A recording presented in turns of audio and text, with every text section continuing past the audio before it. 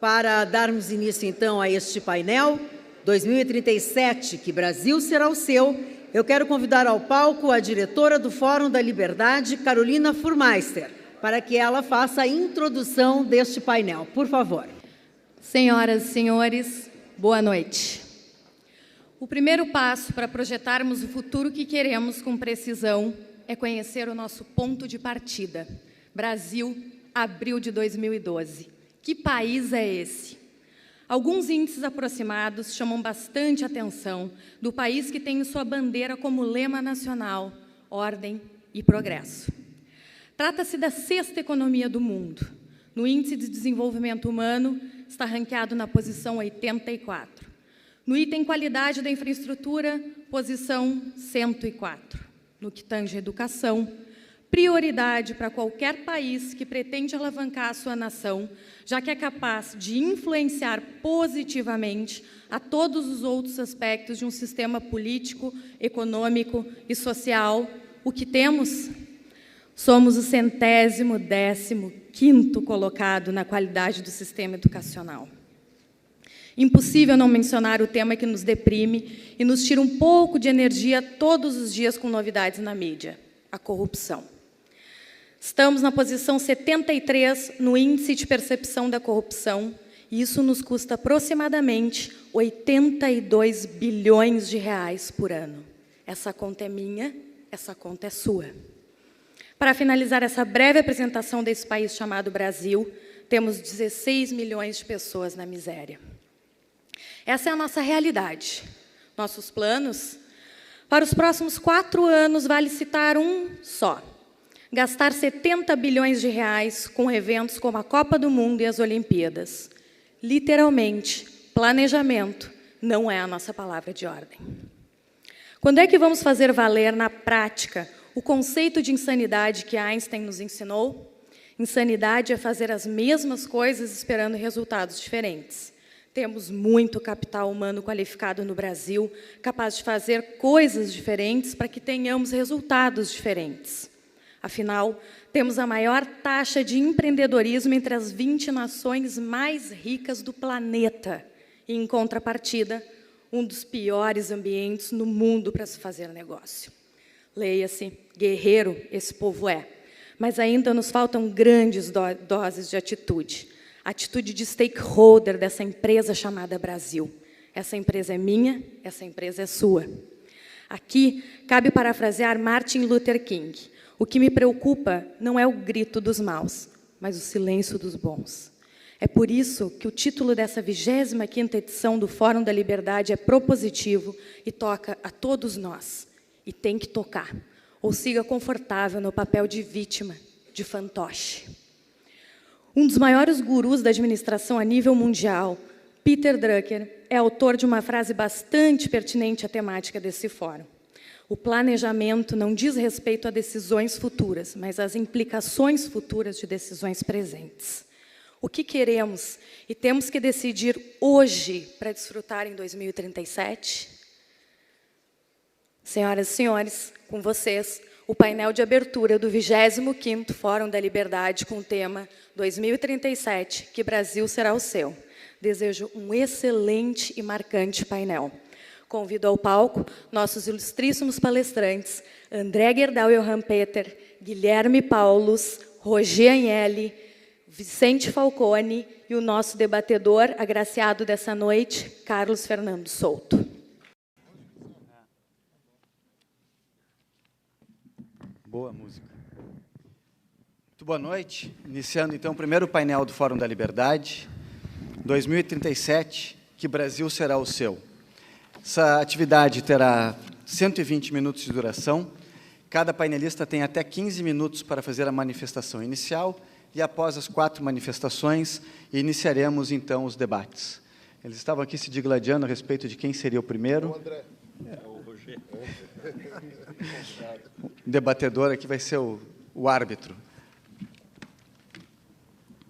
Formado em Economia pela Fundação Armando Álvares Penteado, em São Paulo, já liderou diversas entidades de renome, como o Banco Bradesco, a Bradespar e a Companhia Vale do Rio Doce. Durante sua carreira, Roger Agnelli esteve ativo nas maiores empresas brasileiras em áreas de destaque, como petróleo e gás, Petrobras, Petroquímica, Suzano, Aço, Companhia Siderúrgica Nacional, CSN, Metalurgia, Lata S.A., entre outras. Membro de comitês de administração no Brasil e fora dele, criou 3 institutos tecnológicos, um de energia, um na área de biotecnologia e outro na de mineração. Também criou a Fundação Vale, focada em educação, sustentabilidade e desenvolvimento de infraestrutura da comunidade. Com a palavra, o senhor Roger Agnelli.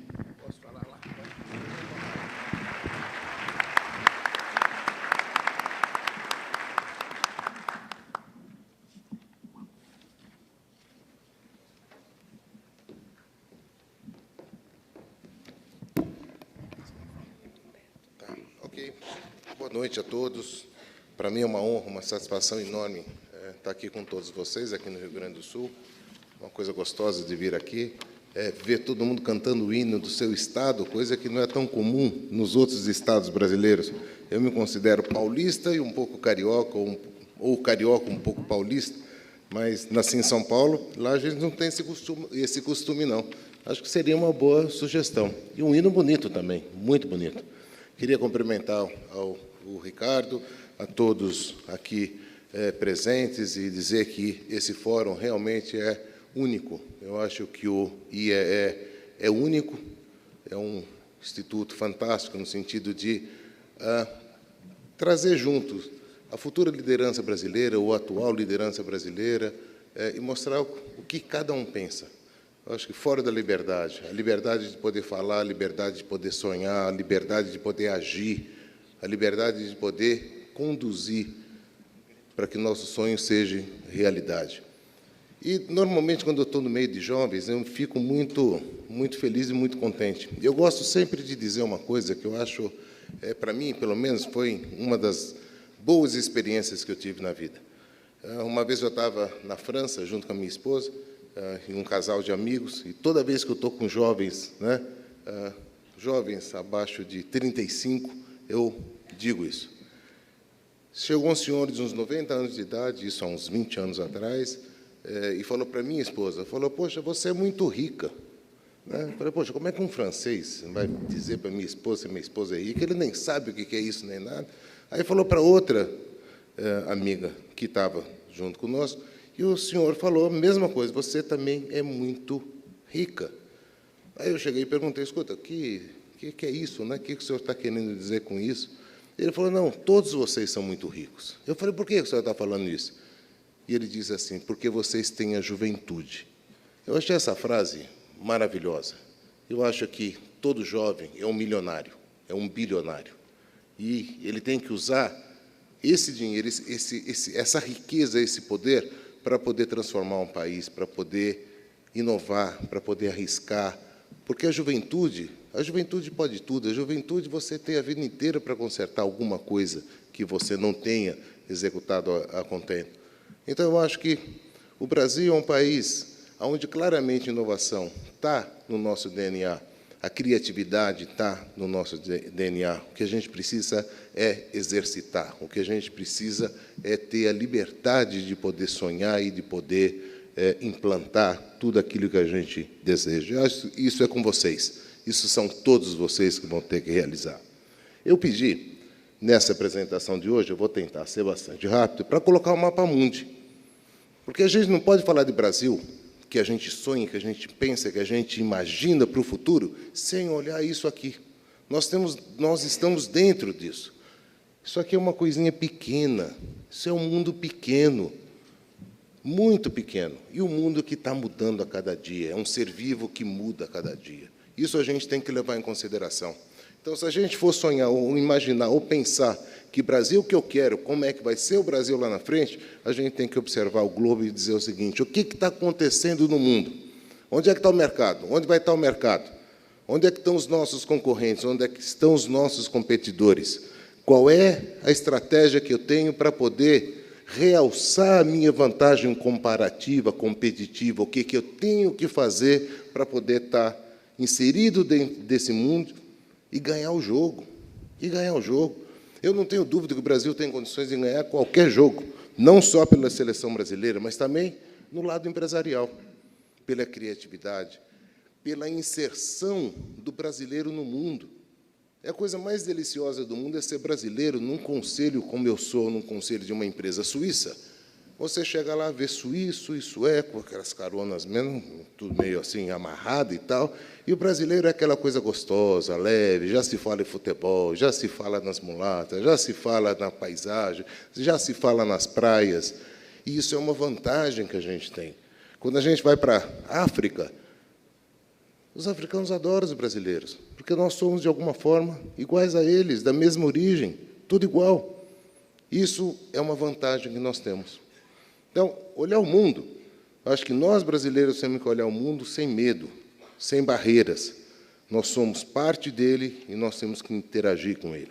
Então, se a gente olhar aqui, eu gostaria, e sempre gosto de citar isso, que existe um debate enorme na imprensa, um debate enorme com os intelectuais, dizendo commodities é ruim, industrializado é bom, ou industrializado é ruim, commodities é bom. O ponto todo maior que a gente tem que olhar é o seguinte: onde é que está a nossa força? Se a gente olhar nesse mapa, a gente vai ver o seguinte: Américas. As Américas é o maior produtor de tudo que vocês possam imaginar, de recursos naturais, do milho, da soja, do trigo, tudo. As Américas é o maior reservatório de petróleo do mundo, de gás do mundo, de energia do mundo.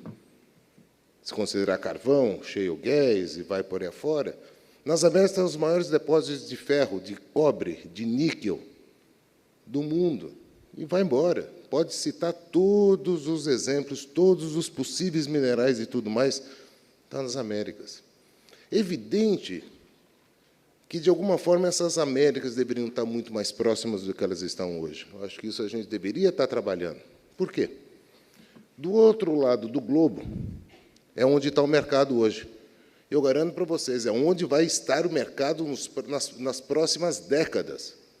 Porque o que tem de gente para ser incluída dentro do mercado de consumo, a necessidade de proteína, a necessidade de energia, a necessidade de recursos naturais é gigantesco. E eles não têm toda essa fonte. No meio do caminho, se a gente olhar, tem um continente que tem tudo o que nós temos do lado de cá. E daqui a algumas décadas, talvez esse continente será o maior produtor de minério, o maior produtor de gás, o maior produtor de energia, o maior produtor de comida, o maior produtor de tudo. Vai estar lá. E está na metade do caminho entre nós e a Ásia. Esse poderá ser, ou poderá vir a ser, o nosso competidor do futuro. Assim como a China passou a ser, na área industrial, um competidor forte no mercado internacional, e ninguém imagina como é que a China chegou lá, e ninguém prestou muita atenção, mas, de fato, a China está mudando a geopolítica mundial. Efetivamente está mudando. Então, é aí que eu queria, então, voltar para a gente poder olhar aqui dentro. Vamos tentar comparar o que aconteceu lá, o que poderia acontecer aqui. Vamos tentar copiar um pouco. Eles copiam, a gente copia um pouquinho com eles. Se a gente olhar a Ásia como um todo, e principalmente o que se passou numa Coreia, a Coreia foi transformada pela educação. A gente tem que imaginar o seguinte: o que falta aqui para a gente? Se a gente olhar a China, um país dito comunista, se transformou pelo empreendedorismo, pela educação, pela agressividade e o desejo de se fazer um país do tamanho e do potencial que é a China. Então, só para terminar, que eu sei que eu não posso ficar falando muito, porque senão vou ficar falando aqui durante horas, eu gostaria de dizer o seguinte: qual é o país que eu gostaria de ver daqui a 25 anos? Eu gostaria de estar num país, e que daqui a 25 anos já vou estar olhando os últimos dias, né, da minha vida, eu gostaria de não morrer antes de ver um país, e, se possível, daqui a 25 anos, onde todo jovem, com menos de 35 anos, tivesse uma universidade, fosse formado em alguma coisa em nível superior. É possível? É possível. Nós temos 25 anos para chegar lá. Nós temos as crianças que estão entrando na escola agora com 8, 9, 7 anos de idade, dá tempo de melhorar a qualidade do ensino e tudo mais. Eu gostaria de ver o meu país com toda a liberdade que uma democracia poderia trazer ou dar ou perpetuar.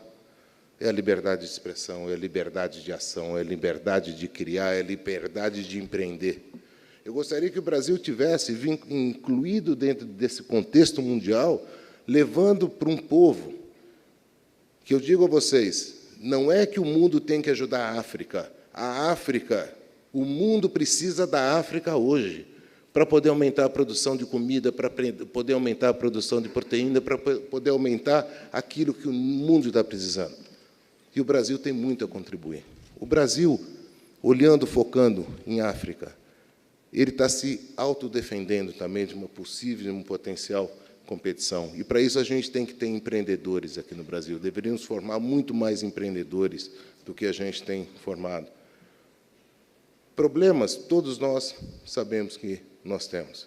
Mas não dá para aceitar a gente viver num país que não tem um saneamento em todo e qualquer município. Não dá para aceitar. É impossível aceitar isso. Eu acho que daqui a 25 anos, eu gostaria de ver o país com isso solucionado. Eu gostaria de ver o país com toda a infraestrutura montada para mais 25 anos para frente. Acabou meu tempo. E, só para dar um exemplo, que eu acho que essa questão de infraestrutura é fundamental. Todo mundo, o mundo inteiro, tem um problema de infraestrutura. As infraestruturas, algumas mais modernas, outras um pouco menos, ou um pouco mais atrasadas. Agora, sinceramente, se a gente olhar o Brasil de hoje, essa questão de infraestrutura é o grande gargalo que a gente tem. Porto, estrada, saneamento básico. A gente tem que agir rapidamente. Então, o fator tempo é importante. Depende de qual a velocidade que o país vai conseguir adotar nos próximos 25 anos para dizer qual é o resultado de como é que nós vamos chegar daqui a 25 anos. Então, temos que acelerar. Está tudo bem, está tudo lindo, está tudo maravilhoso, mas isso aqui está mudando a cada dia. E novos competidores, novos mercados, novos desafios estão sendo apresentados, e a gente tem que andar rápido. Obrigado.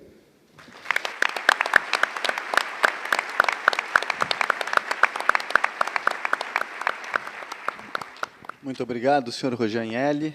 De imediato, apresento o senhor André Gerdau Johan Peter, diretor-presidente da Gerdau, integrante do Conselho de Administração da empresa, também é presidente do Conselho Diretor do Instituto Aço Brasil, diretor do Comitê Executivo da Associação Latino-Americana de Aço e membro do Comitê Executivo da World Steel Association. No setor público, integra o Conselho Econômico e Social do Rio Grande do Sul, com 30 anos de experiência na Gerdau. Graduado em Administração de Empresas pela Pontifícia Universidade Católica do Rio Grande do Sul. É, além de tudo, humilde, porque cortou várias coisas bastante importantes do currículo. Humilde e breve.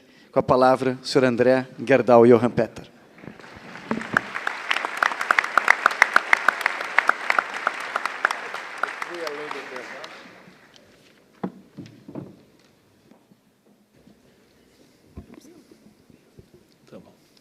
Boa noite a todos. Começar saudando Ricardo Gomes, presidente do IEE, no qual saúdo todos os membros do IEE, do qual muito me honra ter sido parte lá no início e ter tido memoráveis passagens e parte da minha formação no IEE tão importante. Saudar os colegas de painel, Roger, Geraldo, principalmente o professor Falcone, uma celebridade em gestão não só no Brasil como no mundo, que é uma honra para nós termos aqui juntos. Cumprimentar o amigo Nelson Sirotsky pelo prêmio, bem como o Carlos Souto, nosso coordenador. Senhoras e senhores,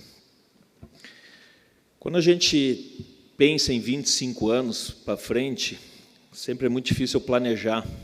A gente tende sempre a planejar num curto prazo.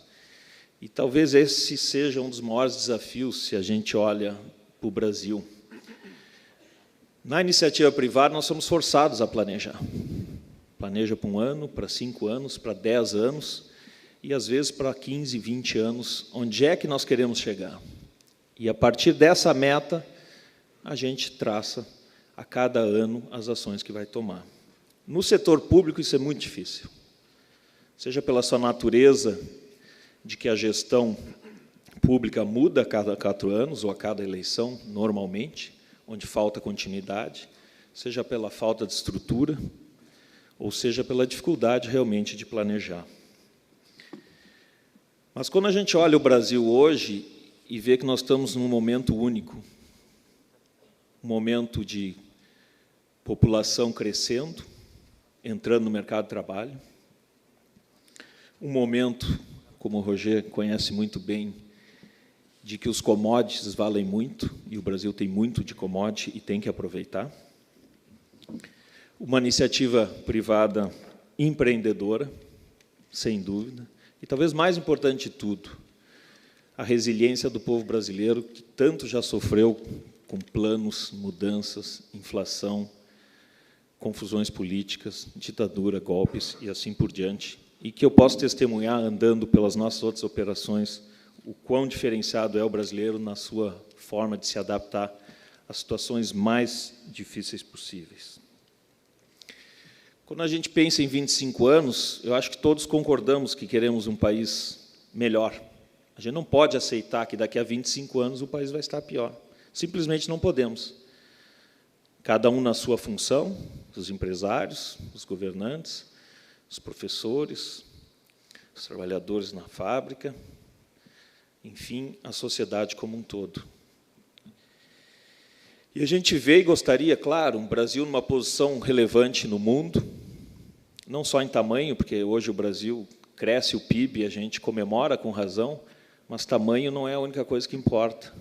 Esse PIB, sem desenvolvimento humano, sem melhoria da qualidade de vida dos brasileiros, não adianta só crescer o PIB. Instituições fortes e confiáveis, onde a gente tem a segurança para investir, para trabalhar, para fazer o seu negócio, para desenvolver na sua profissão. Um país seguro, onde a gente possa sair na rua e caminhar, possa frequentar os lugares sem medo. Esse é o país que nós queremos, e não só daqui a 25 anos, até antes.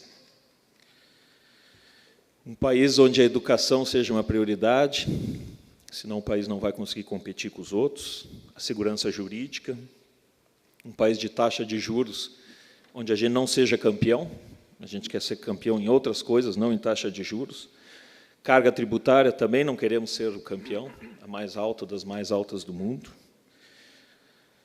Um país com menos burocracia, um país com uma infraestrutura que funcione. A gente roda muito o país, está investindo, acompanha o país, às vezes dá a sensação que o país vai parar, porque as vias, a infraestrutura, portos, aeroportos, estradas. É só ver qualquer feriadão, a confusão que é quando todo mundo começa a usar uma estrada.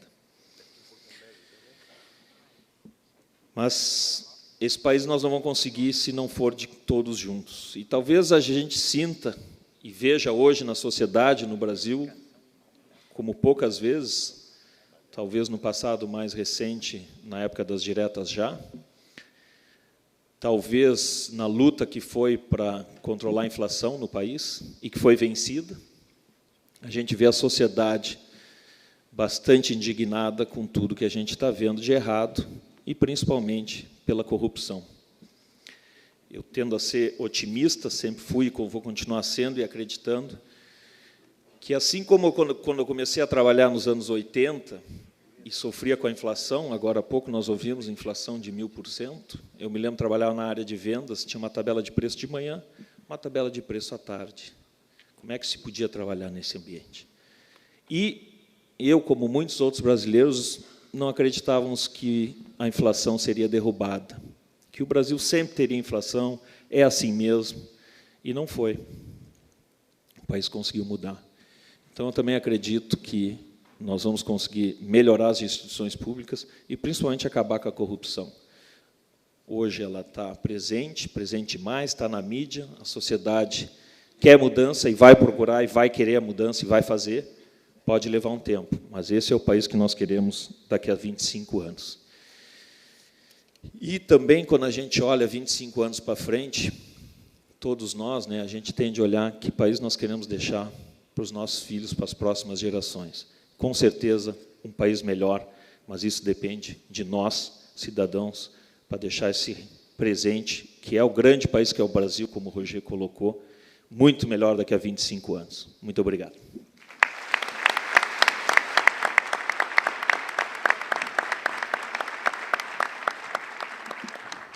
Muito obrigado, André Johan Peter.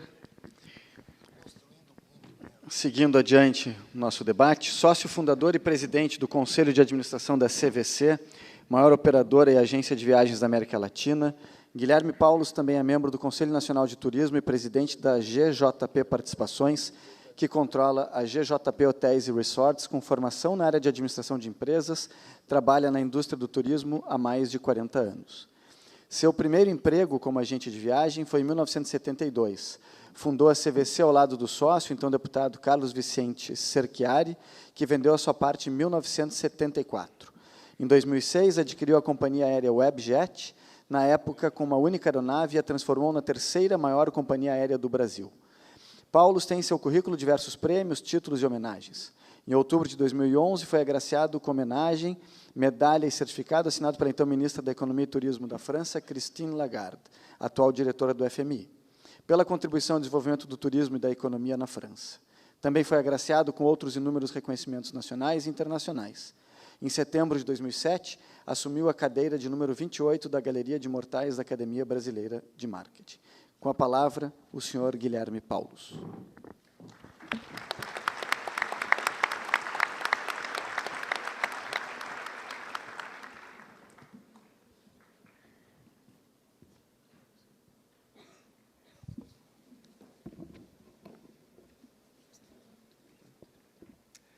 Boa noite a todos. É uma honra muito grande estar aqui nesses 25 anos, né, do Fórum Nacional. Queria agradecer, é claro, ao IE pelo nobre convite, ao meu amigo Ricardo Gomes, toda a diretoria, e saudar meus amigos de mesa, Roger, Falcone, o André. Eu acho que é um momento muito importante para a gente falar do que vai ser, né, daqui a 25 anos, o nosso Brasil. Quero saudar também os jovens estudantes, que é o futuro real, né, do nosso país. O Roger colocou muito bem, quando falou da riqueza, do rico, né, do jovem, que tem todo um caminho longo pela frente.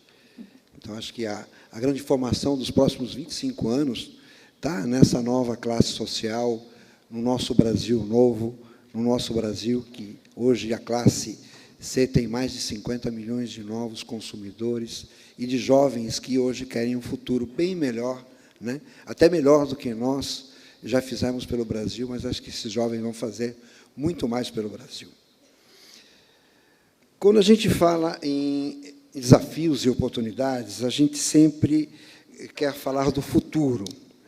Quando vamos falar do futuro, a gente tem que rever os erros do passado, senão nós vamos conseguir, né, chegar lá.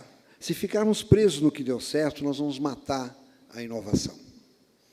Então, acho que são frases que a gente sempre deve ter em mente. E um dos maiores presidentes que esse país teve, na minha opinião, foi Juscelino Kubitschek, que, em 70, levou a nossa capital para o Planalto Central do Brasil.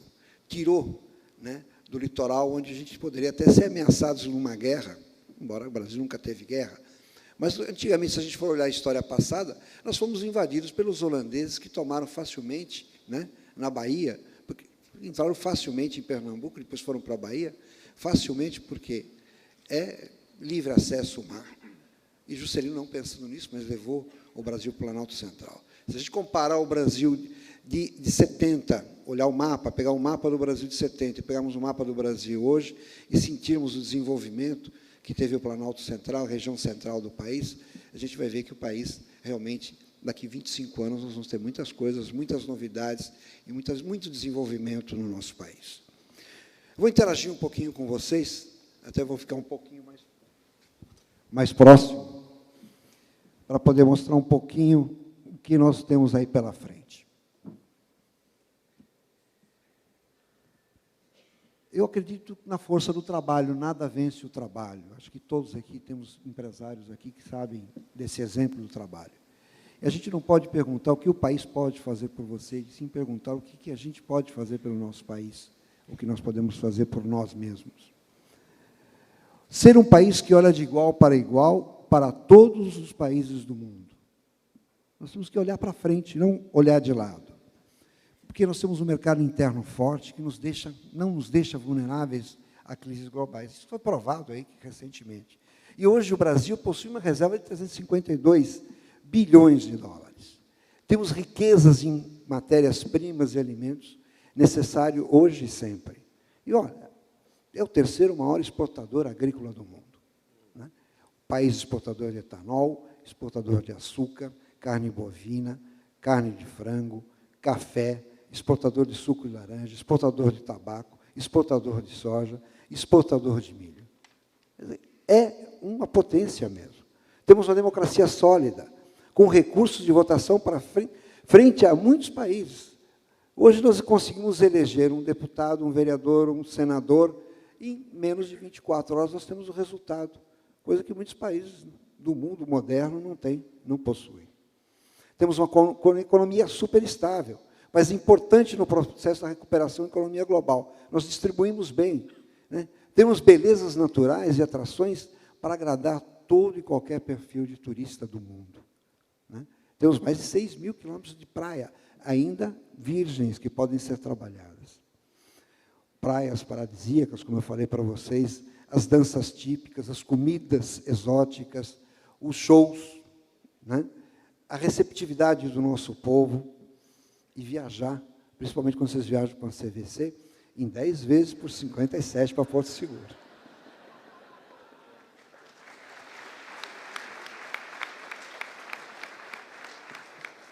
É fazer turismo para todos os bolsos, né? A gente consegue. Os ritmos brasileiros são maravilhosos, né? Pontos turísticos, como nós temos, né? Se citar os pontos turísticos do Rio Grande do Sul, nós temos inúmeros, né? E uma coisa que, olha, esqueci de falar do prêmio aí, porque eu sou medalha JK, além da medalha JK, eu tenho a medalha Farroupilha, viu? E estou aprendendo a cantar o hino do Rio Grande. Nós temos 3 hotéis na Serra Gaúcha, que muito me orgulha. Foi o primeiro hotel que nós conseguimos aqui, foi o primeiro hotel serrano. Hoje nós estamos com 3 hotéis lá, e futuramente vamos ter um hotel aqui em Porto Alegre também, né? E os pontos turísticos são enormes, né? Que tem aqui no Brasil todo, desde a Bahia, com seus encantos nas Amazônias, as cataratas do Iguaçu, né? Gramado, Canela, inegável, Guaíba, né? Então, tem muita coisa ainda para se fazer aqui, visitar aqui no Brasil. E gente bonita, o nosso povo brasileiro é maravilhoso. Além de ser maravilhoso, ele é alegre e pacífico, né? Capaz de acolher, receber todo e qualquer tipo de turista com entusiasmo. Nós, no Brasil, temos a arte de bem receber as pessoas. Eu nunca vi um turista aqui no Brasil que foi mal recepcionado ou que ele saiu desapontado, né? Eu lembro uma vez, eu participei de um evento com o presidente Lula, perguntaram para ele o que era turismo, né? Ele não era ainda, ele era líder sindical lá em São Bernardo. E o Lula falou assim que, para ele não entendia muito bem o que era turismo, mas, ao ver dele, ele, no domingo, ele receber os amigos dele na casa dele, né? Como é que você recebe alguém na sua casa? Você se prepara a casa, né? Desde a casa mais humilde até a casa mais rica, né? Ou, né, a casa mais abastada. Mas você tem que ter o tapetinho na porta, né? A sala está bem arrumada, tem um vasinho de flor, né? Tem a cachaçinha que ele tinha, ou nós temos o uísque, ele tem a cachaçinha, não importa, né? Comida no almoço, 3, 4 tipos de prato, né? A sobremesa, o cafezinho depois. Dificilmente quem vai numa casa de alguém, de um amigo, que não seja bem recebido dessa forma, né? Então, nós temos o turismo, é mesmo, a arte de bem receber. E nós fazemos isso com muita tranquilidade. Desafio 2, mostrar ao mundo que o patinho feio virou cisne. Porque todo mundo fala, né, sempre terceiro mundo, somos o país desenvolvido, subdesenvolvido, não temos categoria para receber, não temos aeroportos. A gente, às vezes, até reclama muito e fala muito da infraestrutura do Brasil. Claro que nós queremos o bem do Brasil, sempre queremos ter os melhores aeroportos do mundo. O aeroporto de Roma é melhor que o nosso aeroporto de Guarulhos? É um aeroporto antigo, um aeroporto velho. Será que é tão ruim o nosso aeroporto de Guarulhos? Tem suas deficiências, como todos os aeroportos do mundo têm. Tem companhias aéreas com dificuldades? Tem. Você enfrenta greve lá fora, como enfrentamos aqui também. Né? Mau tempo, quando fecha um aeroporto no exterior, é mais bonito do que fechar um aeroporto aqui no Brasil. Será que o atraso dos voos lá não é o mesmo daqui? Né? A mania que nós temos de criticar é muito fácil. Claro que nós sempre queremos o melhor. Mas o Brasil, em 2030, será o 5º mercado do mundo. Né? 2 trilhões na economia nós vamos ter. Mostrar que o turismo e o esporte são plataformas mais bonitas que existem para mostrar melhor o nosso país, que nós temos de melhor. Tá? E temos aí 2 eventos fantásticos, né? Para mudar a imagem, para mostrar um Brasil bonito, moderno, competitivo, eliminar a imagem de ser apenas eterna capital mundial do samba e do futebol. Isso nós temos que fazer realmente. Como vamos fazer isso? Né? Aproveitar a hora desses 2 eventos, que é a Copa do Mundo e as Olimpíadas. Não podemos ser pessimistas a tal ponto de falar, pô, não vai dar certo, mas acho que vai dar certo, sim. Olha esse gráfico que nós temos aí. Tá? Nós saímos de 4 milhões hoje e podemos dobrar esse número de turistas que vão chegar aqui no Brasil. Né? E as receitas geradas também vão melhorar. Olha, na hotelaria, 2 milhões, na alimentação, 900 mil, em compras, 800, no transporte, 500, na cultura, 500, comunicações, 270, e outros, né, com 700, movimentando várias áreas. Vejam, senhores, senhoras, meus amigos, quanto que nós movimentamos hoje com a construção ou reforma desses 12 estádios de futebol no Brasil. A geração de empregos que nós estamos tendo, a movimentação todinha desse dinheiro que está sendo gasto com a construção desses estádios, a geração de emprego que nós estamos gerando. Né? Nós só nos preocupamos em criticar, mas vamos olhar um lado positivo, de que nós devemos acreditar, cobrarmos sim das nossas autoridades, que a gente consiga realmente terminar as coisas, mas não ficar esperando, né, e criticando. Né? Pô, vai ter aqui o estádio do Beira-Rio, do Grêmio, né? Vai ter o estádio do Inter também, vão ter 2 arenas de esportes aqui. Mas sabe por que elas dão certo? É porque são privatizadas. Você sobe um pouquinho, vai para o Paraná, em Curitiba, é do Atlético Paranaense, privatizada.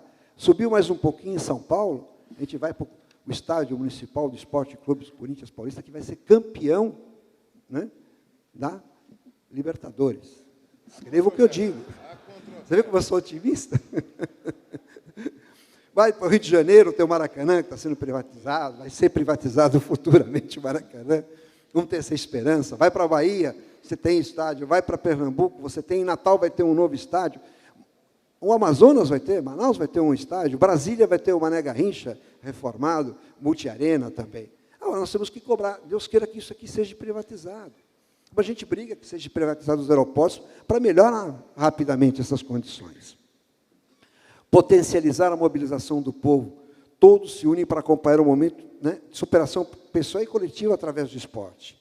Né? As medalhas que vão ser conquistadas nos Jogos Olímpicos. E as oportunidades do Brasil. Não permitir que a pressa seja desculpa para qualquer coisa.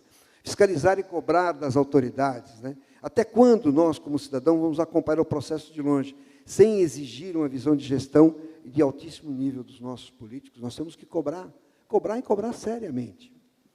Brasília é o poder central. Lá, né, tem que se ter condições. Alguns sabem que lá a posição do Congresso Nacional é onde são resolvidas todas as questões brasileiras, políticas brasileiras e socioeconômicas brasileiras também. Nós temos que cobrar cada dia melhor as nossas autoridades. Saber quem nós elegemos para poder saber de quem nós temos que cobrar. Superar o achismo e realizar projetos técnicos com visão a longo prazo.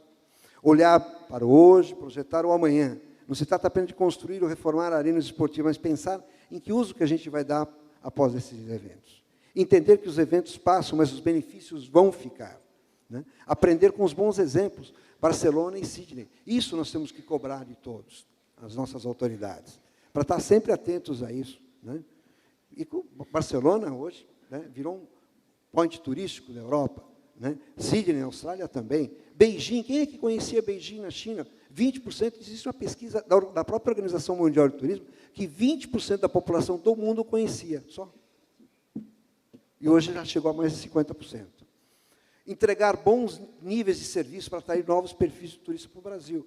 Essa qualidade que nós temos que dar, cada dia mais treinamento, tanto nos hotéis, nas companhias aéreas, nas agências de viagens, nas operadoras turísticas, na hotelaria, principalmente. Qualidade, que eu digo sempre, turismo é arte de bem receber.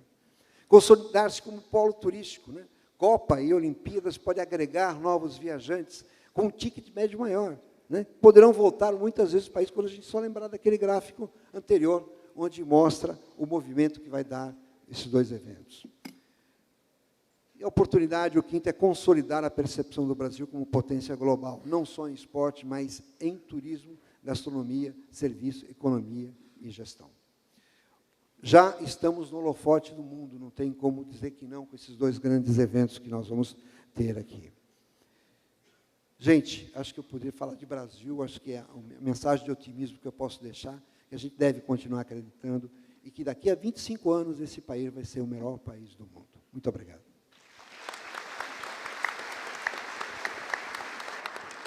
Muito obrigado, senhor Paulos. Formado em Engenharia pela Universidade Federal de Minas Gerais e PhD pela Colorado School of Mines, Vicente Falcone Campos é consultor de grandes grupos empresariais brasileiros e do governo brasileiro, sócio fundador e membro do Conselho do Instituto de Desenvolvimento Gerencial, o INDG, professor emérito da UFMG e membro do Conselho de Administração da Ambev. Falcone publicou 7 livros na área de gestão empresarial que venderam mais de 1 milhão de exemplares.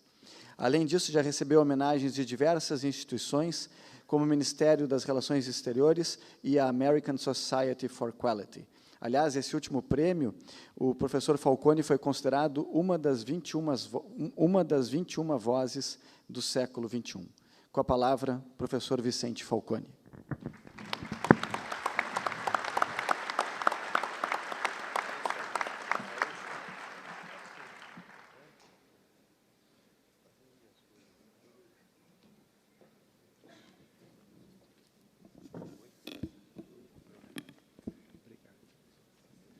Boa noite a todos. O nosso chefe do painel já nos limitou o tempo em 15 minutos, então eu vou direto ao ponto. Quando me foi colocada a questão que Brasil que a gente espera para daqui a 25 anos. Bom, não sei se eu chego lá, mas da onde eu estiver, se eu puder enxergar, eu gostaria de ver muita coisa boa. E a gente podia aqui listar, né, o que eu queria na economia, eu queria nosso problema previdenciário resolvido, eu queria nosso problema tributário resolvido. Eu podia ficar falando aqui uma série de coisas interessantes, o que eu queria na segurança, o que eu queria em vários aspectos da sociedade, os nossos problemas ambientais futuros, os problemas ambientais do mundo, tem muita coisa para resolver. A questão é, quem que vai resolver isso? São as pessoas. O que elas precisam para resolver isso? Então, precisa de educação. Então, eu vou eleger um tema aqui, eu vou falar sobre educação, porque é o tema, não é? Agora,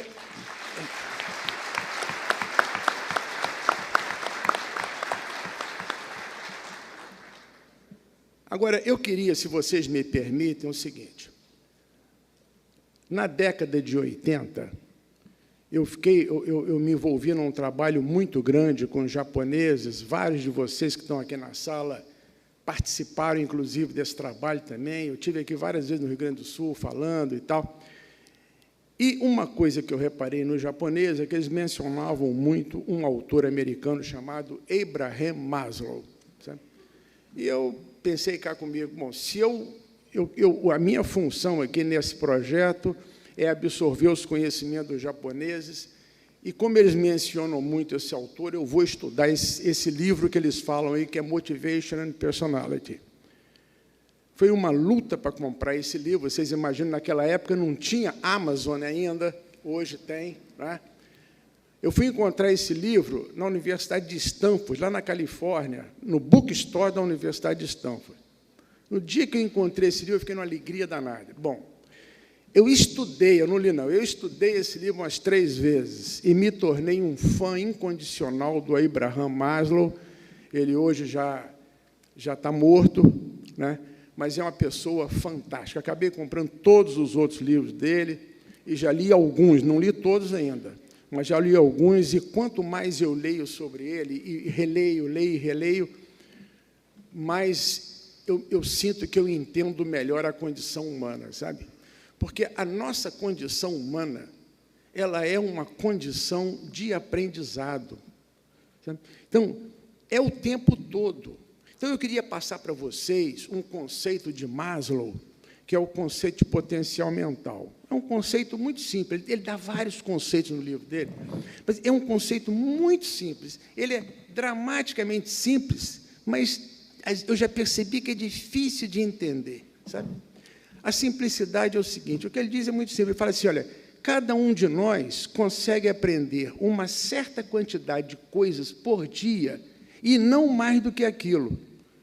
É lógico que algumas pessoas conseguem aprender, vamos supor assim, 20 coisas, outras conseguem aprender 50 coisas, outras conseguem aprender 100 coisas. As que conseguem aprender muitas coisas por dia são aquelas consideradas gênio, muito inteligentes e tal.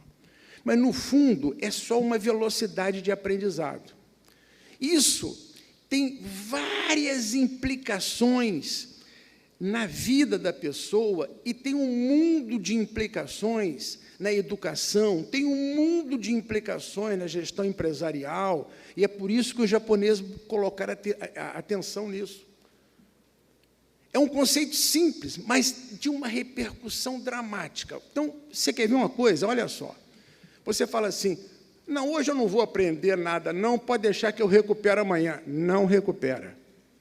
O que está perdido hoje está perdido. Amanhã tem sua própria cota. Vamos supor que você tem uma cota de 50, você não aprendeu 50 hoje, não adianta deixar para amanhã, porque amanhã só tem os 50 de amanhã. O que você perdeu de ontem já está perdido, acabou.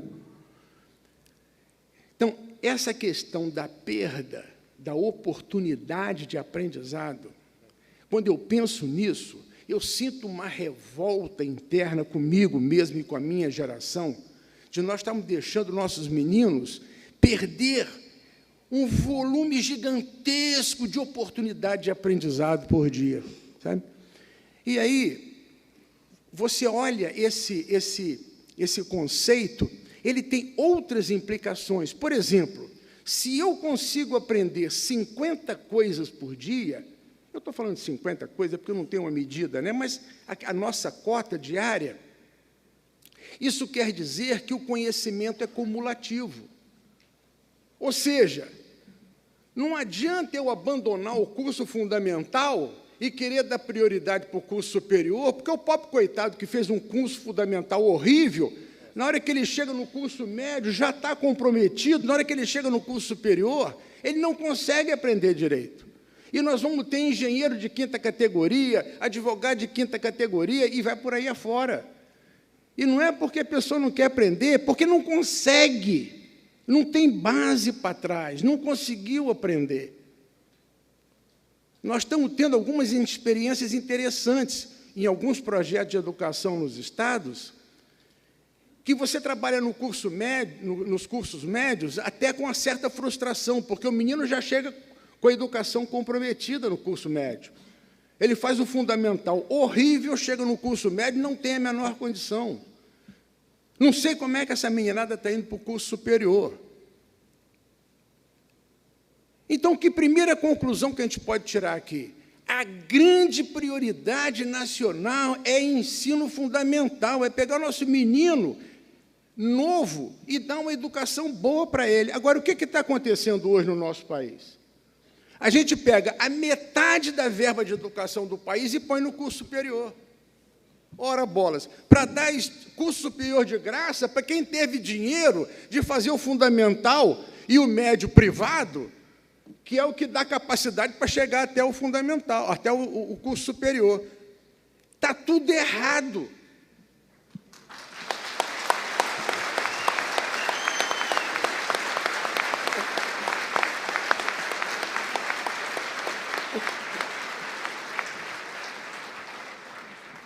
Então, o que nós precisamos fazer? Pegar esse dinheiro que está sendo colocado no curso superior e colocar ele todo no fundamental. Todo. Agora, qual é o segundo grande problema nessa história toda? Agora, você veja só.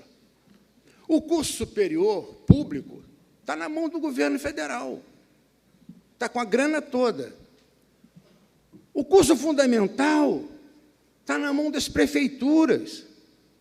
Ora, bola, nós temos aí algumas prefeituras ótimas, né? Por exemplo, a Prefeitura do Rio de Janeiro está fazendo um trabalho espetacular com a secretária Cláudia Costin. Espetacular. Né? Ela vai recuperar o ensino fundamental no Rio de Janeiro, sem dúvida nenhuma. Pessoa fantástica. Mas é exceção à regra. Nós temos várias outras exceções. Existem algumas cidades aí que estão indo bem, pequenas. Lá no estado do Rio tem uma cidadezinha lá, Cambuci, né? Uma coisa que é a cidade onde nasceu meu pai, né? Que pouca gente já ouviu falar, pequenininha lá. Notas espetaculares, porque deve ter lá algum prefeito no passado que formou uma cultura local lá e que tem boa educação. Tem uma cidadezinha em Pernambuco também, e assim vai, quer dizer, uma aqui, outra ali. Mas, de uma regra geral, os nossos prefeitos não têm a consciência da educação. E o início da trajetória da educação está na mão deles.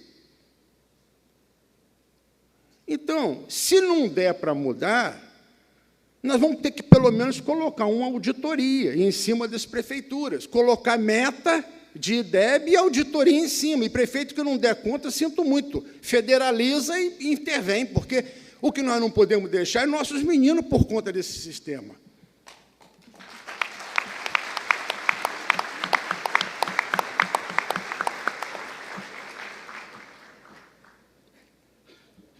Eu vou contar para vocês aqui uma historinha, só para amenizar um pouquinho, né?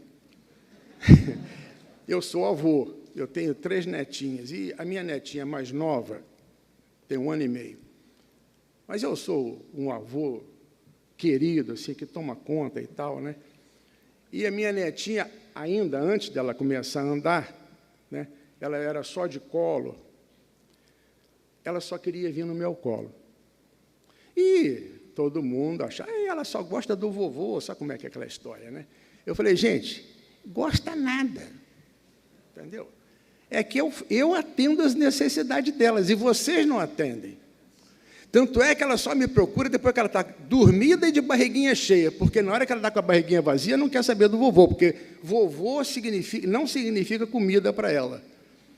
Agora, o que eu faço com ela? Eu faço o seguinte, eu colocava, né? Agora ela já está andando. Eu colocava no colo e ela apontava com a mãozinha assim, ó. Então, lá em casa tem uns quadros na parede, ela apontava para o quadro. Aí eu ia lá, chegava perto do quadro, e ela ficava assim, sabe, olhando para mim, olhando para o quadro, desconfiada, sabe?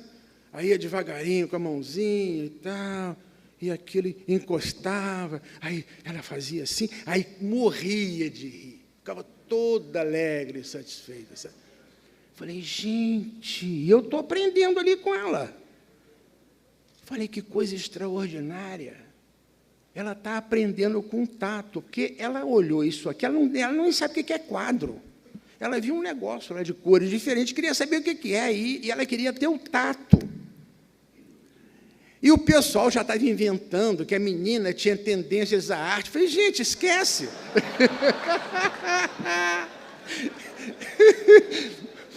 Ela está querendo só um aprendizadozinho ali. Então, e aí eu coloquei assim na minha mesa, lá um copinho cheio de lápis e canetinha e tal, né? Aí eu sento com ela, ponho ela no colo, e ela fica manipulando aqueles lápis ali. Uma dificuldade para segurar uma caneta no começo, tadinha, né? E ela gostava de ficar brincando ali horas. Eu sentado com ela ali, com a maior paciência, horas. Ela ali deixa cair no chão, e eu apanho junto com ela, aquela luta e tal. Hoje ela já está manipulando direitinho, ela agora começou a destampar as canetas e começar a escrever na mão, suja tudo de vermelho, e minha mulher vem, olha aí, o que ela está fazendo? Eu falei, deixa fazer para ela sentir que escreve, que tem que aprender, né? Aí eu fico pensando assim, gente, o aprendizado é uma necessidade básica humana, sem dúvida. A criança já nasce com aquilo, é instintivo. E a gente mata tudo isso no curso fundamental. Então, se eu posso usar os 15 minutos que meu chefe de painel me deu, eu usaria para pedir isso. Vamos mudar as prioridades, né? Vamos focar na nossa meninada, para que daqui a 25 anos a gente possa ter, eu não digo 100%, viu, Roger, mas pelo menos 50% da nossa população com curso superior completo. Agora, eu posso ter mais 5 minutos? Então... Concedidos. Seu chefe de painel.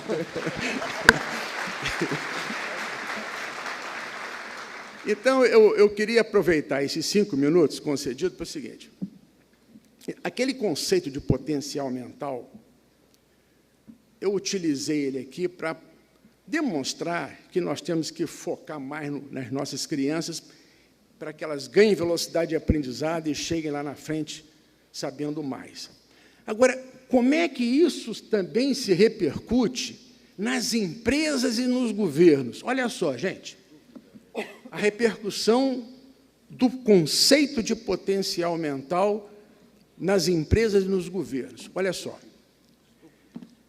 O conceito de potencial mental nos diz o seguinte: cada um de nós, ser humano, tem uma cota diária de aprendizado. Então, nós temos que aprender até o último dia. Eu já falei lá em casa o seguinte, na minha última hora, eu quero levar um livro para o caixão ainda para ir lá, ver se eu consigo ler até o último dia, porque é minha cota, eu quero usar a minha cota até o último furo, entendeu? Agora, esse aprendizado, ele é diário, conta-gota. Não dá para você fazer, vamos fazer um crash course, curso intensivo e tal, tudo bem, pode fazer o curso intensivo, mas não vai resolver o seu problema, companheiro. O que resolve um problema de uma empresa é a constância, é o esforço do dia a dia. E aí, os cursos são a parte pequena da educação e treinamento dentro das empresas e dentro dos governos. Porque o grande aprendizado tem que ser por iniciativa própria.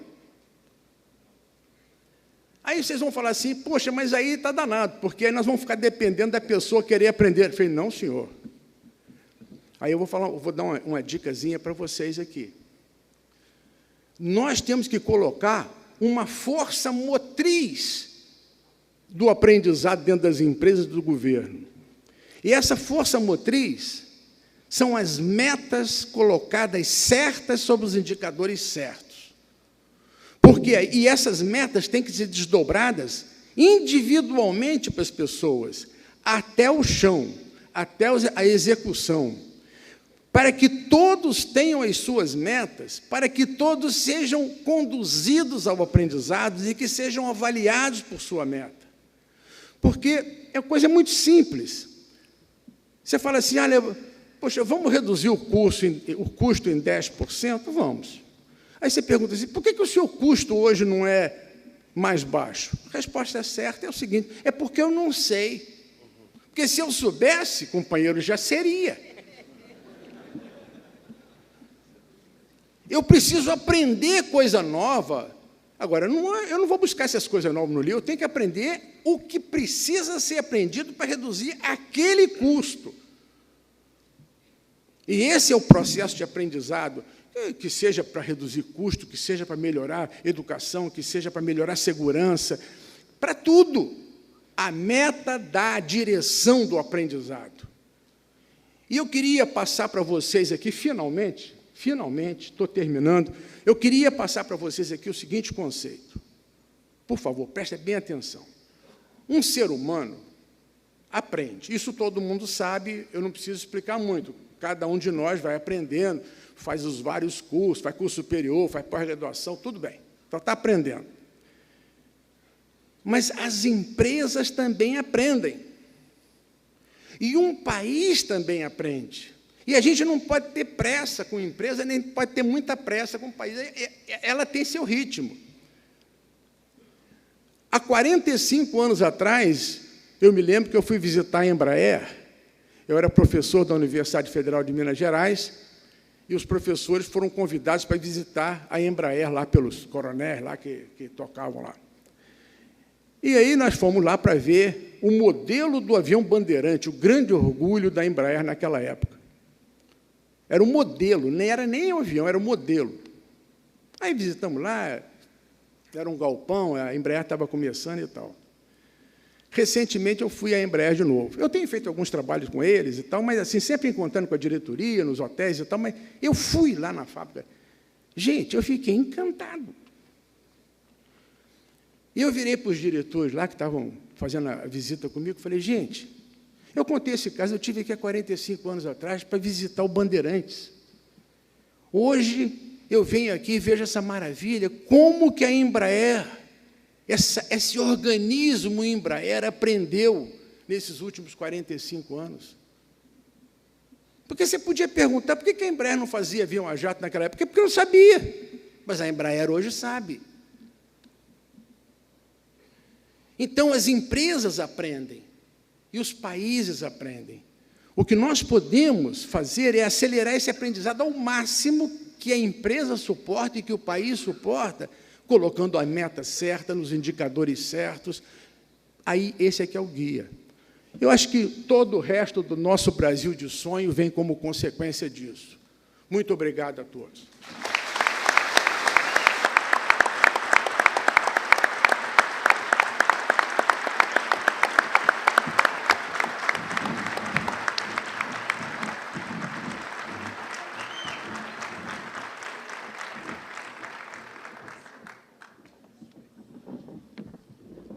Muito obrigado, professor Falcone. Fico imaginando como é que deve ser a sensação de vender mais de 1 milhão de livros. Mas eu gostaria de iniciar o debate lhe fazendo uma provocação. Toda a sua experiência acumulada, imagine o senhor que o senhor venha a ser eleito presidente do Brasil. Nessa condição, quantos ministérios teria o seu governo? Quais seriam essas pastas? E quem seriam os seus ministros? Além disso, já sabemos que o senhor imporia aos seus ministros metas. Fale-nos um pouco sobre qual é a importância de se ter metas. Olha, eu me lembro que...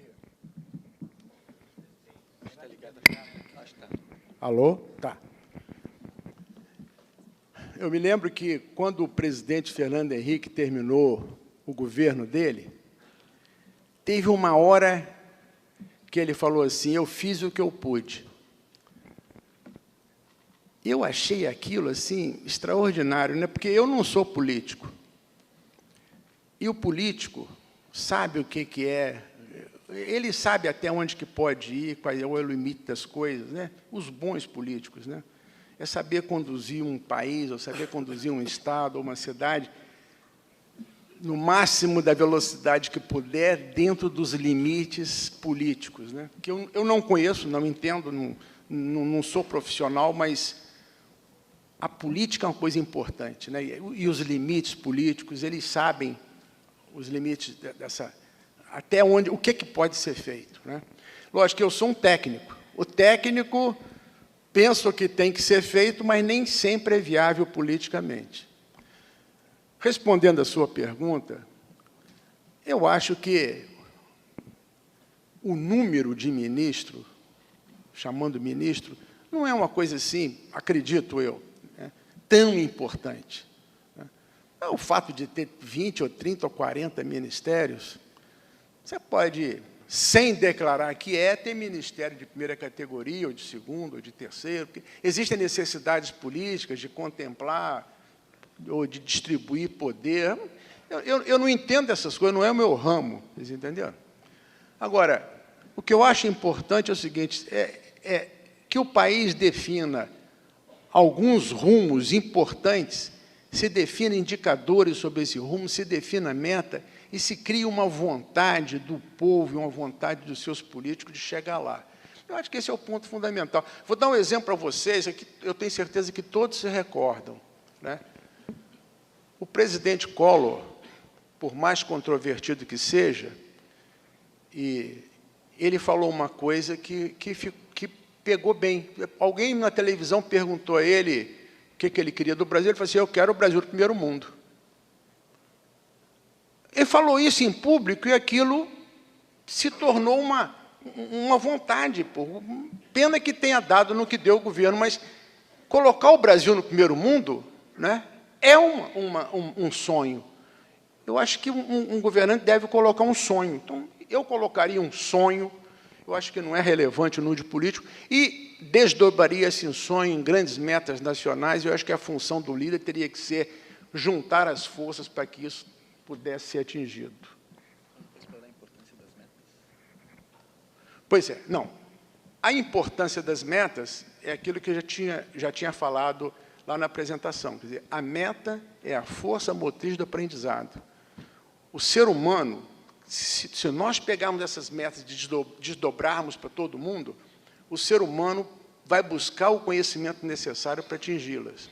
Agora, a meta, no caso do governo, né, a meta colocada só em termos gerais de governos, a meta sozinha, sem desdobrá-la, também não terá, assim, talvez, tanto valor. Pode ter um valor médio, né, mas não terá tanto valor, porque não vai levar as pessoas ao crescimento. Então, nós temos que desdobrar para que cada um saiba qual é a sua fração de contribuição e o que ele deve ser atingido. E também deve ter, ligado a essa meta, tem que ter avaliação de desempenho, tem que, se possível, ter bônus. Os governos já estão dando bônus hoje em dia, né? Vários governos estaduais dando bônus. Minas Gerais distribuiu, ano passado, se eu não me engano, 200 a 300 milhões de reais de bônus. Né? Eu acho isso uma coisa interessante. Então, são coisas assim que são conhecimentos da iniciativa privada que pode ser facilmente transportada para o governo. Mas eu vejo o valor da meta como força motriz do aprendizado. Muito obrigado. Rogério, segundo recente publicação da revista Exame, o senhor foi visto por muitos analistas como o maior dos executivos brasileiros da atualidade. O senhor já foi ovacionado no MIT, foi homenageado em Washington pela Africare como líder empresarial do mundo que mais contribuiu com o desenvolvimento do continente africano em 2010. O senhor ficou 10 anos à frente da Vale. A Vale, não é demais lembrar, foi privatizada em 1997 por 3,3 bilhões de reais, com lucro naquele período de 0,3 bilhões de reais. Em 2010, lucrou 30 bilhões de reais, atingiu um valor de mercado de 158 bilhões de dólares, 119 mil colaboradores diretos, 55 mil indiretos. Em 2005, foi a primeira empresa brasileira a obter nota internacional de risco melhor que a do país, melhor que a do Brasil. Cheguei a lembrar do Barão de Mauá.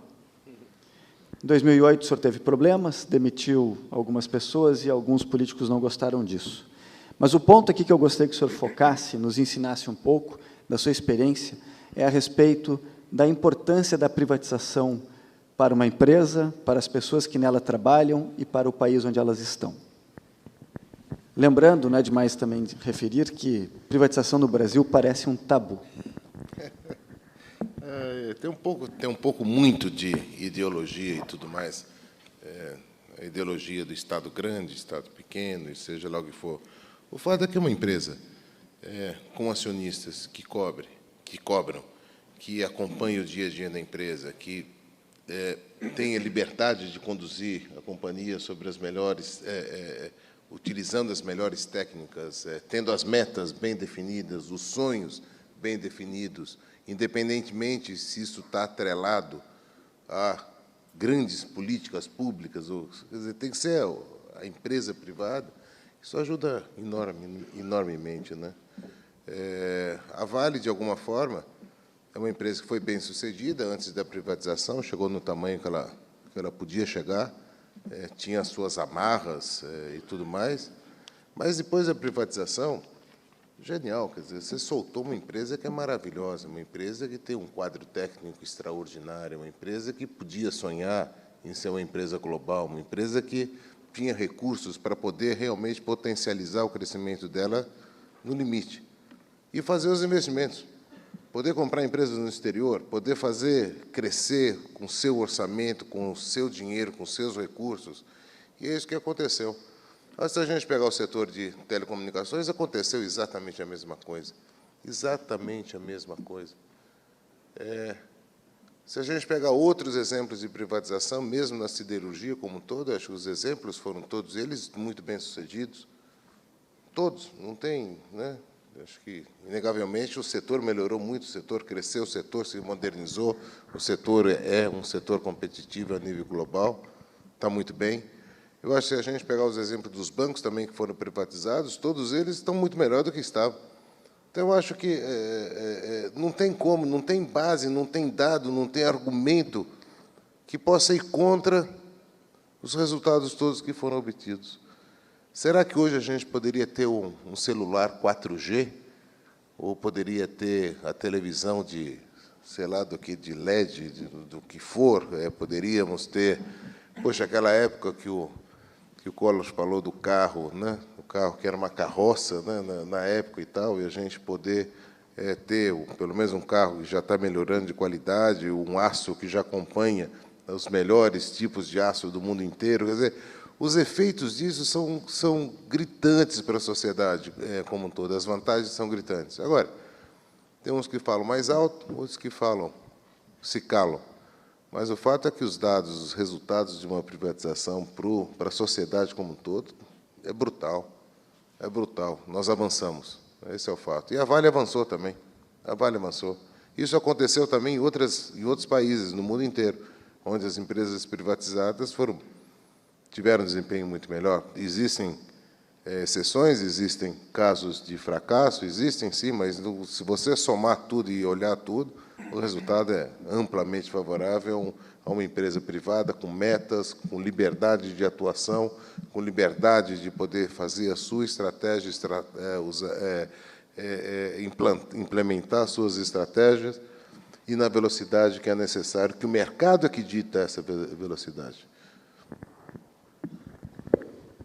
André Johan Peter iniciou sua carreira com 16 anos como ajudante de operador da fábrica de pregos do Grupo Gerdau, medalhista olímpico em 2 oportunidades, nas Olimpíadas de Atlanta e de Sydney, surfista, lidera hoje o Grupo Gerdau, com operação em 14 países, 140 mil acionistas, empresa listada em 3 bolsas de valores, São Paulo, Nova York e Madrid, receita superior a 35 bilhões de reais, vendas de mais de 19,2 milhões de toneladas, lucro de mais de 2,2 bilhões de reais em 2010, mais de 45 mil colaboradores. Lamentei que no meio da biografia constava lá que é gremista e frequenta o Olímpico, mas respeito. Não era esse o propósito. Espero que em 2037 tenhamos menos aplausos. A história da empresa, do Grupo Gerdau, é uma história muito interessante. João Gerdau veio para o Brasil em 1869. Johann foi para o interior do Rio Grande do Sul, morou em 2 cidades, hoje Agudo e, se não me engano, Cachoeira do Sul. Em Cachoeira, a esposa disse que não queria ficar lá porque queria que os filhos tivessem educação, impôs ao marido, vamos para Porto Alegre, para a capital, que meus filhos têm que estudar. Lá, iniciou em 1901 a fábrica de pregos. Foi sucedido por Hugo Gerdau, depois por Kurt Johan Peter, que em 46, que em 48 adquiriu a Companhia Siderúrgica Rio-Grandense, incursionando nesse mercado. Depois, nosso querido Dr. Jorge, em 1983, que transformou aquela potência siderúrgica num grande, aí sim, numa potência mundial, um grupo respeitado no mundo inteiro, e em 1º de janeiro de 2007, assume o poder. É a 5ª geração. Esse tema é um tema que me parece muito interessante. Primeiro, porque há uma história de sucesso. E quem tem história de sucesso deve ter elementos bem qualificados para nos ajudar a projetar o futuro. Segundo, eu não sei se existe outro caso de uma empresa tão bem-sucedida na 5ª geração. Queria saber se tem alguma, se conheces algumas, poderias nos ilustrar? Eu não conheço. Terceiro, deve ser só entre nós dois, tá? Só entre nós dois, que ninguém nos escute. Não deve ser fácil, né? Ser a 5ª geração, suceder o Dr. Jorge. Fico imaginando que tem bônus, mas tem enormes ônus também.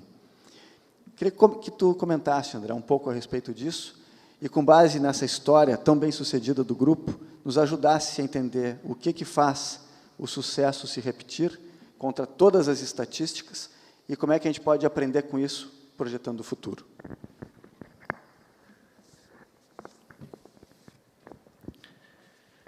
Bom, sempre é um tema que eu mesmo faço a reflexão, que, sendo quinta geração, é claro que até é uma honra de poder estar à frente do grupo, mas o legado que veio e o que foi feito pelas gerações anteriores é muito forte. E nós, na Gerdau, temos uma filosofia muito forte de que ninguém faz nada sozinho. Então, tudo que a gente tem conseguido trabalhar é por equipe, na minha geração também, com os primos que estão participando. E quando a gente olha, a gente sempre fala em perpetuidade. Eu acho que esse é o tema, e a empresa tem 111 anos, e a gente sempre fala os próximos 100 anos, como serão, e nós vamos estar aqui.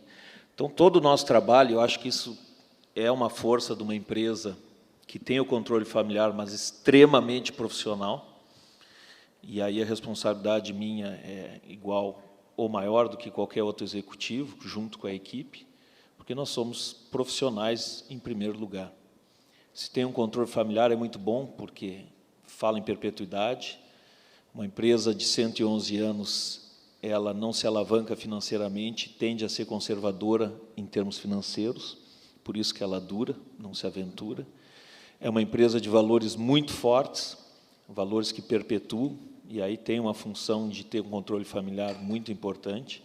E quem trabalha na Gerdau, quem se associa aos mais de 45 mil pessoas diretas, elas compartilham esses valores, todos trazem seus valores de casa e encontram os mesmos valores, e os que não encontram acabam saindo. Então, a empresa de mais de 100 anos tem valores fortes, não se alavanca. Essa é uma das partes importantes. O tema de sucessão que foi tratado, e eu acho que o nosso caso é um caso de sucesso, já fazem 5 anos da mudança, e eu acho que vai junto com a disciplina alemã de seguir o que foi combinado, e que a gente trabalha bem em casa. E eu não olho só a sucessão do Jorge, porque o Jorge, como todos sabem, a contribuição dele para a Gerdau, para a sociedade, agora mais ainda no governo, com a Câmara de Gestão, junto com o professor Falcone, para levar gestão. Cada um tem seu estilo, eu tenho o meu, o Jorge tem o dele, cada um tem seu espaço, a sua maneira de trabalhar. E, de novo, a gente não trabalha sozinho, né? O que aparece muito para fora pode ser o André na posição, ou era o Jorge, mas tem toda uma equipe, seja os membros da família ou profissionais, que é a força e é um diferencial. Quando eu olho para frente, né, é igual ao Brasil, como eu comentava, a gente não pode aceitar que nós vamos entregar uma empresa pior ou não vamos melhorar. Isso não existe. A gente trabalha forte nos planejamentos, na preparação das pessoas, que o professor Falcone falou tão forte, define metas, e eu acho que a máxima nossa, também aprendido pelo professor Falcone, é que liderar é atingir metas, e isso vale para nós no dia a dia. E quando eu olho a Gerdau daqui a 25 anos, né, eu imagino ela melhor, se desenvolvendo e crescendo mais e contribuindo mais para a sociedade. E talvez esse seja o maior tema hoje nosso, crescer e ser sustentável. Economicamente viável, retorno para os acionistas, continuar investindo, trabalhando com o meio ambiente, respeitando, seguindo, melhorando, e trabalhando nas suas comunidades com responsabilidade social. Essa é a verdadeira sustentabilidade, e esse é o nosso verdadeiro desafio como empresa, e que, de certa maneira, sem dúvida, vale para todo o país. Obrigado.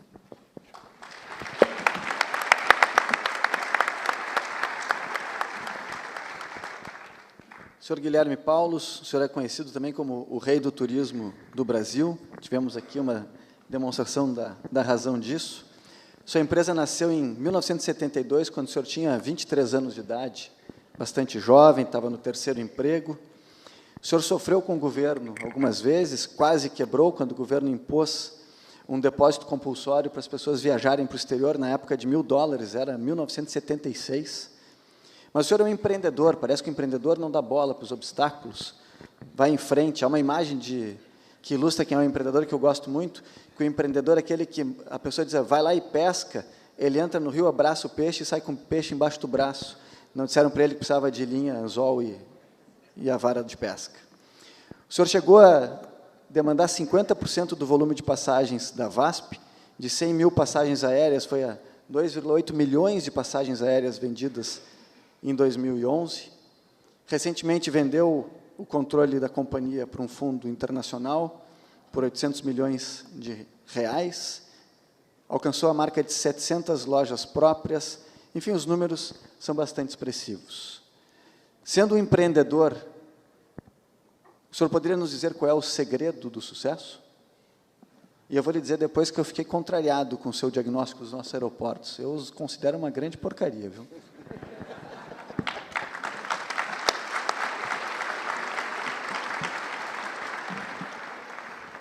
O segredo do sucesso é você errar menos e acertar sempre. Não tem outro, não tem outra saída.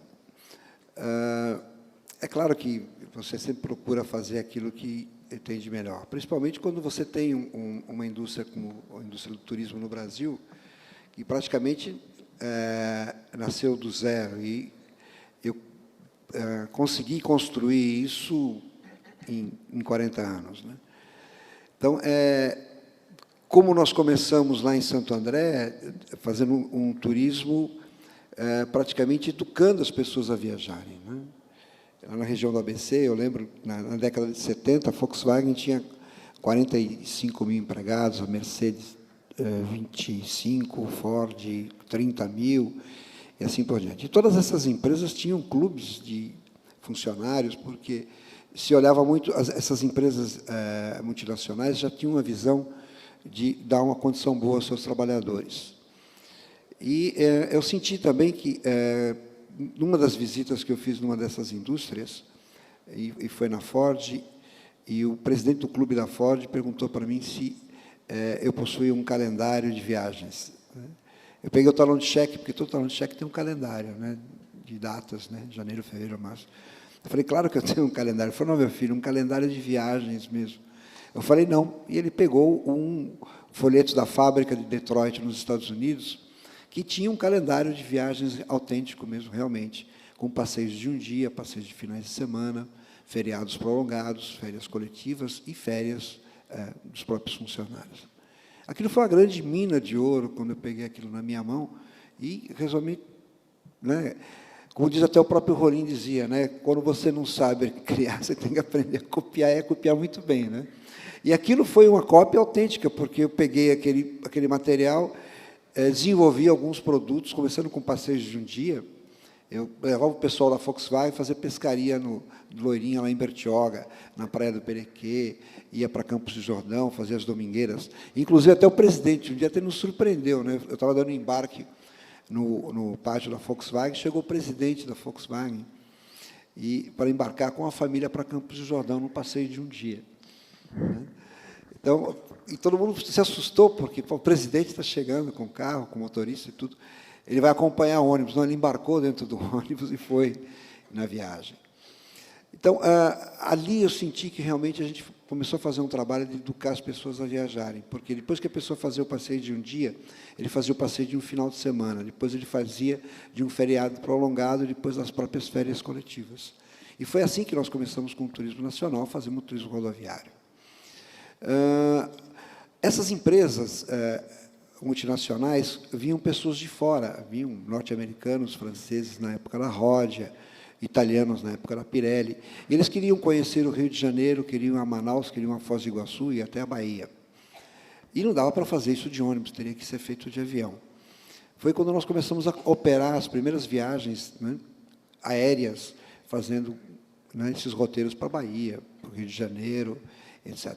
E foi onde nós fechamos um contrato com a VASP de 100 mil lugares, e era para se vender em 1 ano, e nós vendemos em 8 meses. Né? Por quê? Não se fazia muito turismo naquela época. Então, o desenvolvimento todo começou desse trabalho que a gente começou a fazer. Então, praticamente, no turismo do Brasil, a gente trouxe navio Todos sabem que os navios que vinham aqui para o Brasil eram os mais antigos do mundo, né? O Funchal, que vinha aqui, acho que alguns de vocês já devem ter viajado no MS Funchal, um navio de 70 anos, né? Trouxe até o corpo do Dom Pedro aqui, quando, numa das vindas, né?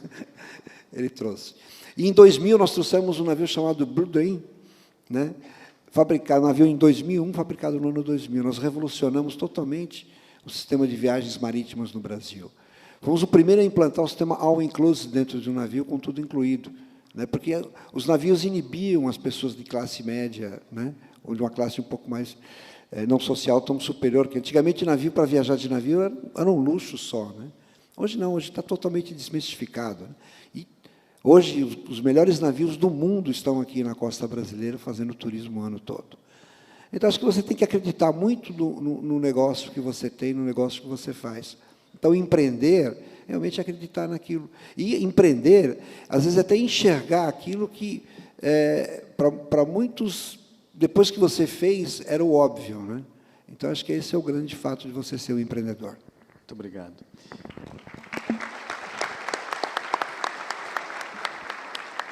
Há ainda uma pilha de perguntas, mas me pediram para encaminhar a conclusão e eu gostaria de deixar a palavra final com o professor Falcone. E gostaria de voltar ao tema educação. O senhor disse que empresas devem parecer escolas, ao mesmo tempo, o senhor disse que as escolas têm que ter um sistema diferente, uma metodologia diferente. Já ouvi o senhor dizendo que os modelos de escola de negócios estão fadados ao insucesso, como são estruturados hoje. Mas há uma passagem nesse contexto que me chamou muito a atenção, que é a questão de se ensinar o jovem a enfrentar o desconhecido. E o senhor diz, enfrentar o desconhecido com naturalidade. Enfrentar o desconhecido fazendo festa. O senhor poderia explorar esse conceito para fechamento do nosso painel de hoje? Esse é o seguinte. Alô? Alô? Ah, tá legal. Quem é consultor tem uma percepção muito boa disso que eu vou falar para vocês. Muito embora executivo de empresa também tenha. É o seguinte. Existem pessoas que têm medo de fazer qualquer coisa diferente daquilo que ela já sabe fazer. E, geralmente, são as pessoas que resistem muito a um trabalho de melhoria, de avanço e tudo mais, né? Então, eu não sabia explicar por que essas pessoas se comportavam assim, eu não sabia dizer por quê. Até que, há uns 3 anos atrás, ou 4 mais ou menos, eu fui convidado a fazer uma visita numa escola de engenharia lá em Boston, certo? Que um amigo meu estava procurando escola para o filho e tal, e foi na escola de engenharia e me convidou para ir junto com ele, eu fui. E, chegando lá, eu fiquei conhecendo a história da formação dessa escola de engenharia, que é o seguinte. Um professor chamado Richard Miller, professor de engenharia, ele sempre criticava os ensinos de engenharia e, como de resto, todo o ensino, dizendo o seguinte, que a gente ensinava coisas que todo mundo já sabia, mas que o principal, que era ensinar as pessoas a resolver problemas, ensinar as pessoas a enfrentar o desconhecido, não era ensinado. E aí, um belo dia, uma fundação americana, daquela empresa química, Olin Chemicals, deu um cheque de $500 milhões para esse professor e falou o seguinte, olha, está aqui, construa a escola de engenharia dos seus sonhos, você topa? Ele topou, entendeu? Construiu essa escola, ela fica pertinho de Harvard, né? Nós ficamos hospedados num hotel ali junto à Universidade de Harvard e fomos lá. Chama Olin Engineering, de Franklin Olin Engineering School, uma coisa assim. E eles fazem todo o ensino baseado em projeto. Os projetos vêm de empresas, são coisas concretas. O aluno participa de projeto, o professor trabalha nos projetos como guia orientador, e todo o currículo é montado em torno disso. Gente, eu fui lá, eu fiquei encantado. Eu sou professor, então eu entendo como é que funciona uma escola, né?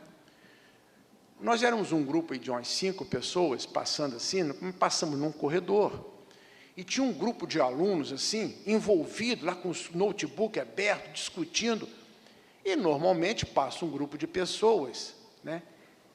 Os alunos olham para ver e tal, gente diferente, né? Eu fiquei para trás do grupo para tirar uma fotografia, que eu estava fotografando, que eu queria fazer um relatório. E eu reparei o seguinte, eram rapazes e moças, uns 6 ou 8, eles nem olharam para o lado, eles estavam tão envolvidos na discussão, nos projetos, nos cálculos, lá nas planilhas, eles nem olharam para o lado. Eu nunca vi um envolvimento assim, tamanho. As salas de aula têm quadro negro nas 4 paredes.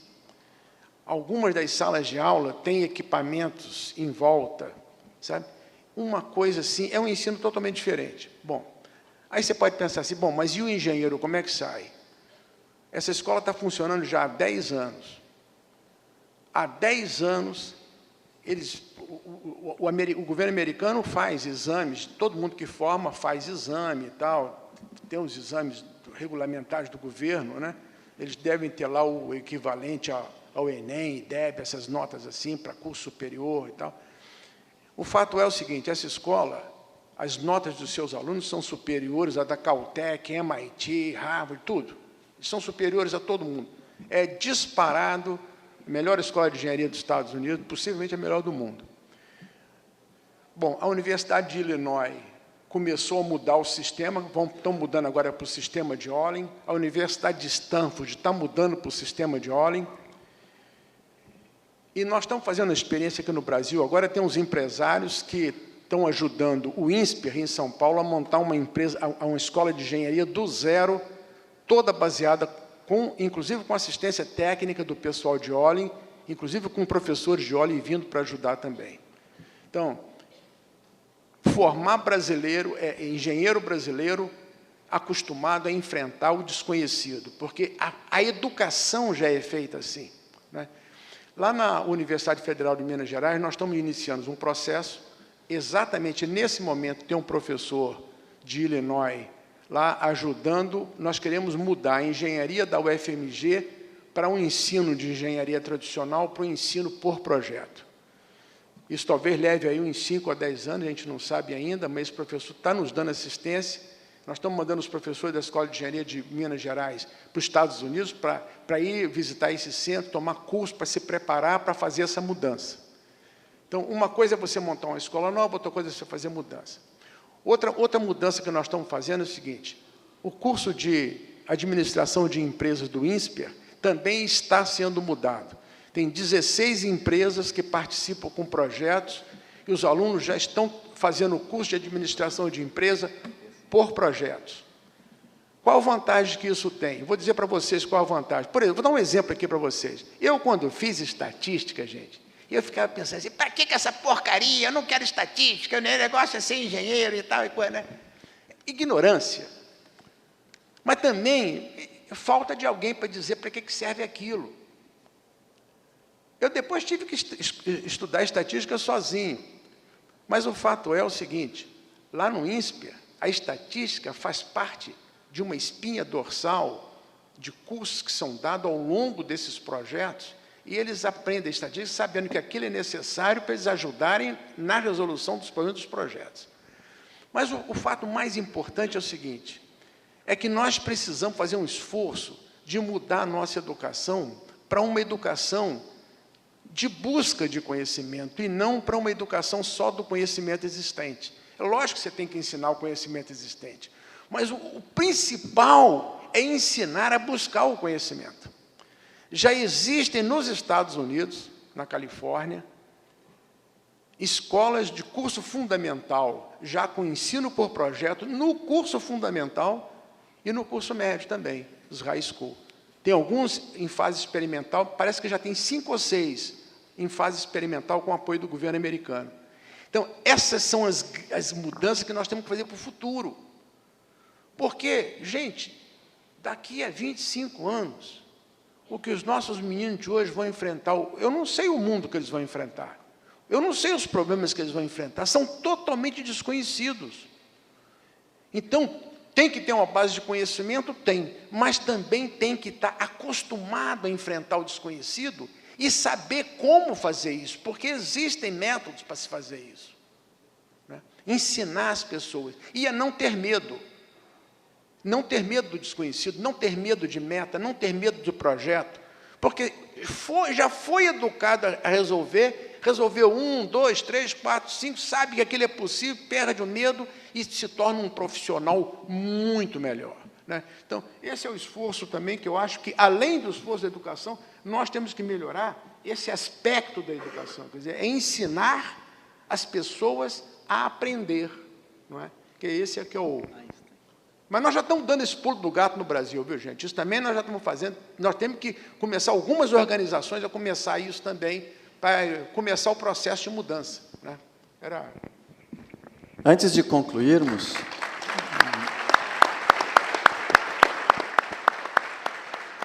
dois pontos bem breves. Primeiro, lembrar que amanhã reiniciam-se os trabalhos às 9h30, com o painel Empreendedores que Fazem o Futuro. E o segundo, para lembrá-los que hoje, para discutir o futuro, tivemos aqui 4 líderes empresariais que ensinam pelos seus exemplos. E eu gostaria, em nome deles, de selecionar um e pedir uma salva de palmas muito especial. O professor Falcone, aos seus 76 anos de idade, está aqui a esta hora da noite, na nossa Porto Alegre, nos ensinando a fazer o futuro. Muito obrigado e boa noite.